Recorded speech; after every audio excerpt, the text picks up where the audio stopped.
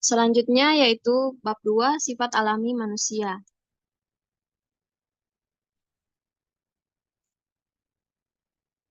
Selama 20 tahun terakhir, 4 disiplin ilmu di wilayah perbatasan telah berkembang secara dramatis dalam ilmu pengetahuan alam, atau lebih tepatnya dalam ilmu biologi yang menjembatani domain perantara ini.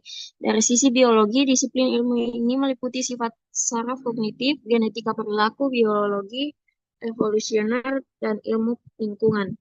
Dari sisi sosial, disiplin ilmu yang menjembatani termasuk psikologi kognitif dan antropologi biologi. Pada tingkat yang lebih tinggi, psikologi kognitif dan antropologi biologi menjadi selaras dengan biologi. Pada kenyataannya, mereka menyatu dengan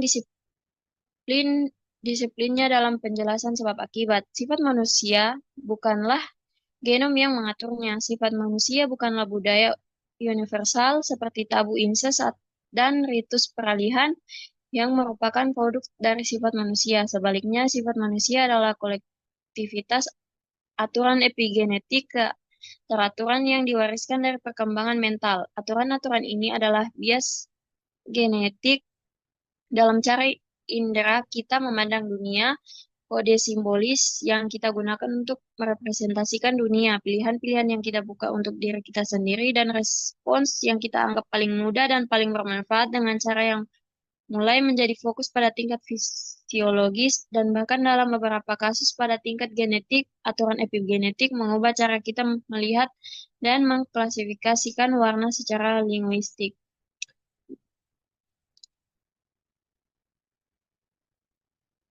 Mereka menyebabkan kita mengevaluasi estetika desain artistik menurut bentuk abstrak dasar dan tingkat kerumitannya. Aturan-aturan ini membuat kita memiliki ketakutan dan fobia terhadap bahaya di lingkungan seperti ular dan ketinggian, berkomunikasi dengan ekspresi wajah dan bentuk bahasa tubuh tertentu, menjalin ikatan dengan bayi, menjalin ikatan konjugasi, dan seterusnya di berbagai kategori perilaku dan pemikiran. Sebagian besar aturan epigenetik terbukti sangat kuno, berasal dari jutaan tahun yang lalu pada nenek moyang mamalia. Yang lainnya, seperti tahapan perkembangan bahasa, merupakan keunikan manusia dan mungkin baru berusia ratusan ribu tahun. Sebagai contoh aturan epigenetik, pertimbangan naluri untuk menghindari incest, elemen kuncinya adalah efek Westermarck, yang dinamai sesuai nama Edward Westermarck, antropolog Finlandia yang menemukan seabad yang lalu, ketika dua orang hidup dalam kedekatan rumah tangga selama 30 bulan pertama dalam kehidupan salah satu dari mereka,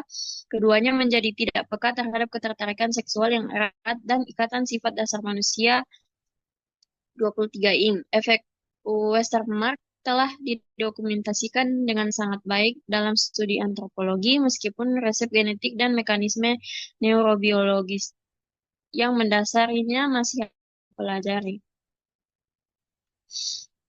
Next, keberadaan efek Westermarck secara langsung bertentangan dengan teori Freud yang lebih dikenal luas tentang penghindaran incest. Freud berpendapat bahwa anggota keluarga yang sama memiliki hasrat terhadap satu sama lain, sehingga masyarakat perlu menciptakan tabu incest untuk menghindari kerusakan sosial yang akan terjadi jika hubungan seks dalam keluarga diperbolehkan. Namun yang terjadi justru sebaliknya, artinya tabu incest muncul secara alami sebagai hasil dari respons yang dimediasi oleh aturan epigenetik yang diwariskan secara relatif sederhana. Aturan epigenetik tersebut adalah efek Westermarck. Keuntungan adaptif dari efek Westermarck tentu saja adalah mengurangi depresi perkawinan sedara dalam dan produksi anak yang mati atau cacat. Tekanan tanpa henti itu hampir pasti muncul melalui evolusi melalui seleksi alam. Di ranah lain yang sama sekali berbeda, pertimbangan dasar penilaian estetika, pemantauan neurobiologis, khususnya pengukuran redaman gelombang alfa selama presentasi desain abstrak, telah menunjukkan bahwa otak paling terangsang oleh pola yang memiliki redundasi elemen sebesar 20%, atau dengan kata lain jumlah kerumitan yang ditentukan dalam labirin sederhana atau dua putaran spiral logaritmik atau salib asimetris. Mungkin suatu kebetulan bahwa properti yang sama dimiliki oleh banyak seni dalam friezes, grillwork, kolophon, logograf, dan desain bendera. Hal ini muncul lagi dalam mesin terbang Mesir kuno dan Mesoamerika serta piktograf modern, bahasa-bahasa Asia. Semua ini bukanlah bukti dan ide ini masih membutuhkan lebih banyak pengujian, tetapi sifat universal dan efeknya yang dominan harus dianggap sangat sugestif. Untuk mengambil pendekatan yang sama namun dengan arah yang berbeda, saya juga ingin menyebutkan biofilia, afiliasi bawaan yang dicari orang dengan organisme lain dan terutama dengan dunia alami, sebuah konsep yang telah dikembangkan. Penelitian telah menunjukkan bahwa jika diberi kebebasan penuh untuk memilih lokasi rumah atau kantor mereka, orang akan tertarik pada lingkungan yang menggabungkan tiga fitur yang secara intuitif dipahami oleh para arsitek lanskap dan pengusaha real estate. Orang ingin berada di ketinggian sambil memandang ke bawah. Mereka lebih menyukai medan terbuka seperti padang rumput dengan pepohonan dan semak belukar yang tersebar. Dan mereka ingin berada di dekat perairan seperti sungai atau danau, meskipun semua elemen ini murni estetika dan bukan fungsional. Mereka akan membayar mahal untuk mendapatkan pemandangan ini. Mereka mencari dua elemen lain yang saling terkait. Mereka menginginkan tempat peristirahatan untuk tinggal dan prospek daerah yang subur untuk mencari makan.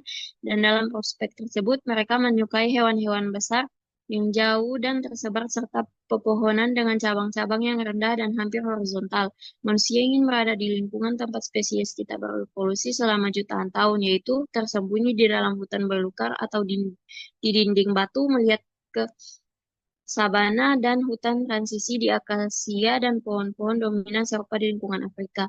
Poin utamanya adalah bahwa evolusi genetik dan evolusi budaya saling terkait erat, dan kita baru mulai mendapatkan secercah gambaran tentang sifat dari proses ini. Kita tahu bahwa evolusi budaya dibentuk secara substansial oleh biologi, dan evolusi biologis otak, terutama neokorteks, telah terjadi dalam konteks sosial. Namun, prinsip-prinsip dan rinciannya merupakan tantangan besar dalam disiplin ilmu yang muncul di daerah perbatasan yang dimaksud. Koevolusi gen budaya adalah masalah utama dari ilmu-ilmu sosial dan sebagian besar ilmu-ilmu humaniora, dan ini adalah salah satu masalah besar yang masih tersisa dari ilmu-ilmu alam. Memecahkannya adalah cara yang jelas untuk menyatukan cabang-cabang ilmu tersebut.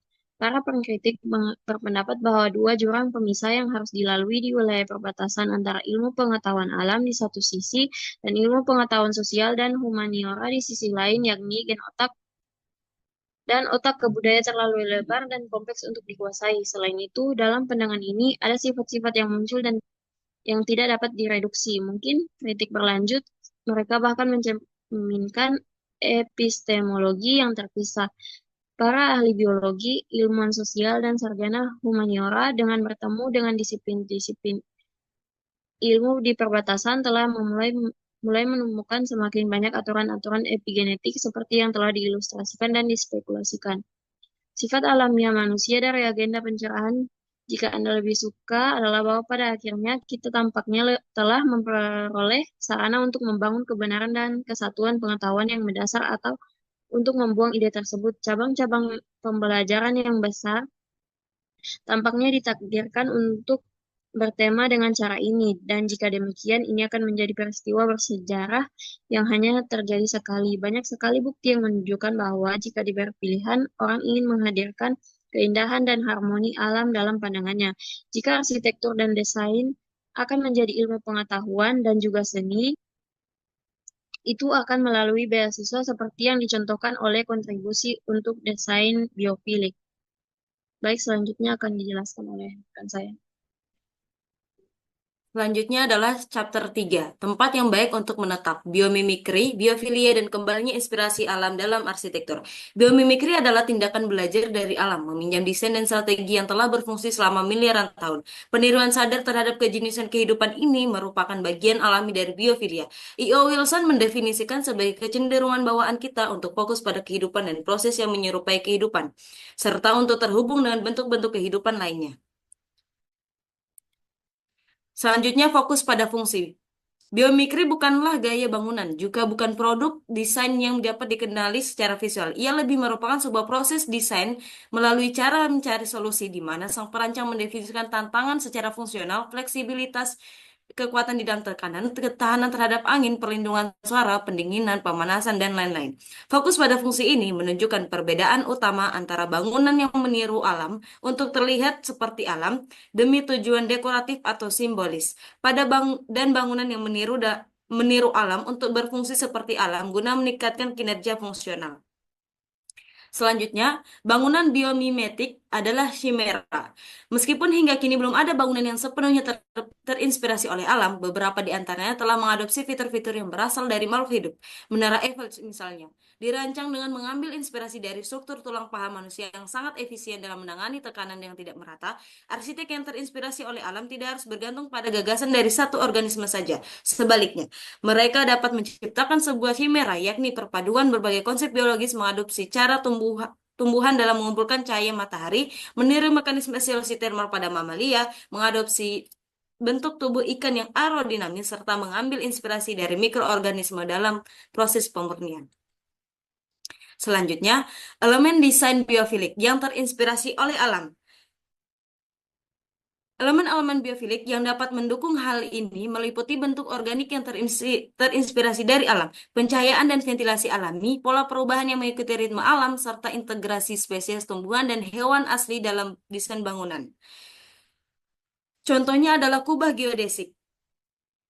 Kubah geodesik adalah rancangan Buckminster Fuller, seperti kubah Export Center yang terlihat di sini, mengadopsi prinsip-prinsip struktural yang ditemukan di alam pada berbagai skala, mulai dari molekul C60 hingga kerangka radiolaria.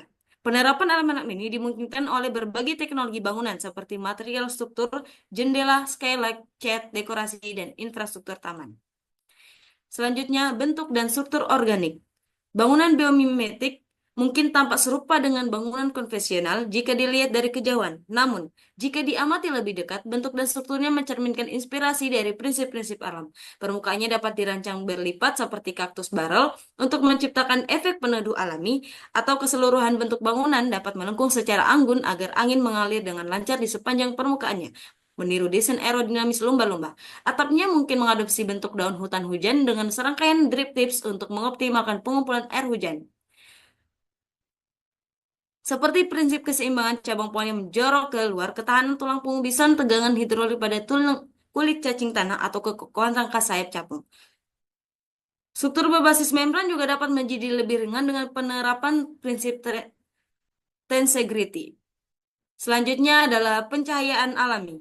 Beberapa organisme telah mengembangkan mekanisme alami untuk menyalurkan cahaya ke area gelap yang kini menginspirasi teknologi pencahayaan dalam arsitektur. Venus Flower Basket, sejenis spons laut, memiliki filamen yang dapat menyalurkan cahaya seperti serat optik, tetapi lebih fleksibel dan tidak mudah patah. Para ilmuwan berupaya menirunya untuk menciptakan serat optik yang dapat membelokkan cahaya tanpa kehilangan daya pencar. Selain itu, jendela dan atap skylight masa depan dapat diproduksi dengan teknik berbasis silikat yang terinspirasi dari diatom dan spons laut, memungkinkan kristalisasi langsung di lokasi pembangunan. Inovasi lain adalah penggunaan sel surya berbasis pewarna, dye-sensitized solar cells. Selanjutnya adalah ventilasi alami. Gundukan rayap berfungsi sebagai ventilasi alami dan termoregulasi alami bagi koloninya. Menurut J. Scott Turner dalam The Extant Organism tahun 2000, gundukan ini berperan seperti paru-paru raksasa yang membantu mengatur suhu dan kelembapan.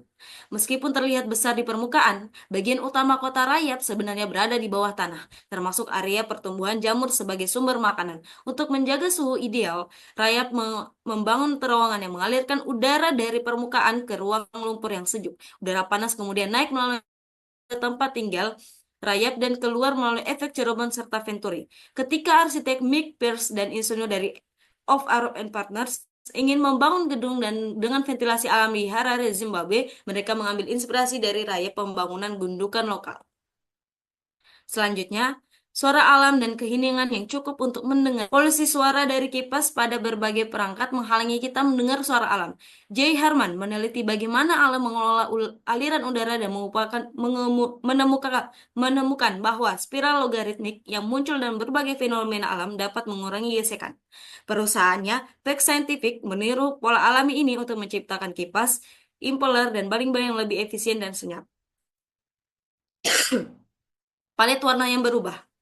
Warna struktural adalah teknik alami yang menciptakan warna tanpa pigmen, seperti yang terlihat pada merak, kupu-kupu, dan kumbang. Warna ini dihasilkan dari struktur berlapis, berpori, atau beralur yang membelokkan dan memantulkan cahaya, sehingga lebih cerah dan tidak pernah pudar. Jika diterapkan dalam desain interior, warna ini dapat menghidupkan kembali lingkungan yang lebih dinamis dan alami, menggantikan warna statis yang umum digunakan saat ini. Warna struktural dapat menciptakan interior yang lebih biofilik dengan menyesuaikan warna sesuai perubahan cahaya alami. Desainer David Oki menunjukkan bagaimana karpet dengan warna struktural dapat berubah nuansa sepanjang hari. Membawa ekosistem yang berfungsi ke dalam ruangan. Hutan mengajarkan bahwa kehidupan bekerja secara kolektif untuk menciptakan lingkungan yang berkelanjutan. Dengan meniru ekosistem alami, manusia dapat menghadirkan fungsi serupa dalam bangunan, seperti penyaringan air, pemurnian udara, dan pengelolaan limbah. John Todd telah mengembangkan mesin ekologis yang meniru ekosistem rawa untuk memurnikan air, serta menciptakan rakit restoratif guna membersihkan kanal yang tercemar. Biolytics menciptakan sistem septik yang meniru ekosistem tanah riparian menggunakan organisme tanah lokal untuk membentuk lapisan humus sebagai filter. Selanjutnya adalah penataan landscape yang meniru dan memulihkan fungsi landscape. Desain landscape biofilik dapat membantu mengatasi dampak perubahan iklim dengan menciptakan koridor hijau yang memungkinkan migrasi organisme dan mengurangi fragmentasi ekosistem akibat urbanisasi. Lanskap buatan perlu meniru ekosistem alami agar dapat mengembalikan fungsi lingkungan seperti penyimpanan air dan pemurnian udara. Australia telah menerapkan program mimikri ekosistem untuk mengatasi salinisasi tanah dengan mengembalikan pola vegetasi asli yang tidak hanya memperbaiki kualitas tanah tetapi juga mendekatkan masyarakat dengan lingkungan alaminya. Selanjutnya, taman inspirasi biologis. Lingkungan yang baik dapat menginspirasi desain yang lebih baik. Jika desainer memiliki akses ke taman yang menunjukkan prinsip-prinsip biomimikri, seperti efek daun teratai dalam cat atau daya rekat kaki tokek, mereka dapat menemukan solusi inovatif. Pengalaman langsung di alam memengaruhi cara seseorang merancang, seperti desain yang lebih kompleks di hutan atau lebih efisien di gurun. Dengan membawa alam ke dalam arsitektur dan desain, kita tidak hanya belajar tentang organisme, tetapi juga belajar dari mereka, menciptakan bangunan yang lebih hidup dan selaras dengan lingkungan. Selanjutnya adalah menghadirkan kebijaksanaan alam ke dalam proses pembangunan. Membangun bangunan biomimetik tidak hanya sekedar menerapkan produk ramah lingkungan, tetapi juga memerlukan pendekatan arsitektur yang meniru strategi alam. Proses ini melibatkan pemahaman mendalam tentang bagaimana organisme memenuhi kebutuhannya dan berkembang dalam lingkungannya. Biomimikri bukan sekedar meniru bentuk, tetapi juga proses dan interaksi dalam ekosistemnya. Untuk menciptakan bangunan yang biomimetik dan berkelanjutan, perlu diterapkan beberapa tradisi baru dalam proses desain. Pertama, survei fungsional, mempelajari bagaimana organisme setempat beradaptasi dengan lingkungan untuk menginspirasi desain yang sesuai dengan ekosistem. Kedua, ahli biologi dalam tim desain, mengundang ahli biologi untuk memberikan wawasan tentang solusi alam terhadap tantangan teknik. Ketiga adalah filter biologis dalam keputusan desain, menggunakan prinsip seleksi alam untuk memastikan desain yang mendukung kehidupan dan keberlanjutan. Keempat adalah kredit inovasi biomimetik, memberikan insentif dalam sistem penilaian bangunan untuk mendorong desain yang meniru strategi alam. Dan terakhir adalah siklus ucapan terima kasih, mengalokasikan sebagian keuntungan untuk konservasi habitat organisme yang menginspirasi inovasi. Pendekatan ini memastikan bahwa desain bangunan tidak hanya ramah lingkungan, tetapi juga memberikan manfaat jangka panjang bagi alam dan manusia. Dapatkah biomimikri membawa kita kembali ke rumah? Manusia memiliki kemampuan untuk merestorasi bumi dan menciptakan lingkungan yang mendukung kehidupan. Dengan meniru strategi alam, kita dapat merancang bangunan yang selaras dengan ekosistem. Ketertarikan alami terhadap bentuk dan fungsi di alam seperti yang terlihat dalam desain Frank Lloyd Wright menunjukkan bahwa keindahan sejati terletak pada keselarasan dengan alam. Kita telah lama menjadi biomimik dan biofilik tanpa menyadarinya. Dengan membawa kembali kehidupan ke kota dan menjadikan alam sebagai guru, kita dapat membangun tempat tinggal yang tidak hanya bermanfaat bagi manusia, tetapi juga mendukung keseimbangan lingkungan. Sekian presentasi dari kelompok 4. Kurang dan lebihnya kami memohon maaf. Wassalamualaikum warahmatullahi wabarakatuh.